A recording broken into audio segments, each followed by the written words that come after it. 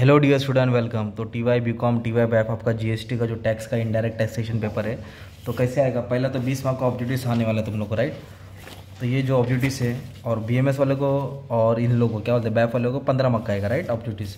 अब सबसे पहली बात क्या मालूम है, जो टॉपिक है ना, टॉपिक वो इंपॉर्टेंट है। और सबसे मेन, मैंने सब टाइप के सम सॉल्व कर दिया, तुमको प्ले लिस्ट में मिल जाएगा, कमेंट में भी डाल दूंगा, ठीक है। तो एक टैक्सेबल नॉन टैक्सेबल 10 मार्क का सम आएगा, और बैफ वाले को 7-8 मार्क समझने का। टाइम ऑफ सप्लाई ये हो गया 10, ओके। दूसरा value of supply, time of supply, क्या आएगा, value of supply, time of supply. फिर नेक्स्ट टैक्स लायबिलिटी वाला सम करना है।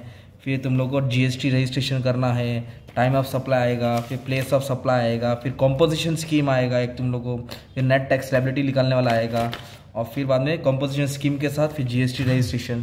तो ये सब टाइप के सम तुमको करने हैं। तो क्या, place of supply, time of supply, value of supply 3, taxable non taxable 4, GST registration 5, input tax liability 6, और एग्रीगेट टर्नओवर वही सेम हो गया, और एक कंपोजिशन स्कीम। तो ये 7 टॉपिक करने का। बैफ वाले को 7-8 मार्क के लगेगा, उन लोगों को 10-10 मार्क लगेगा बीकॉम वाले को। और ये शॉर्ट नोट्स के क्वेश्चन दे दिया तुम्हारे लिए।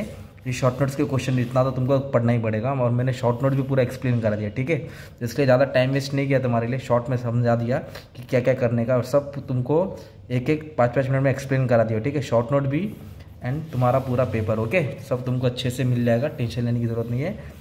All the best for your exam, ठीक है।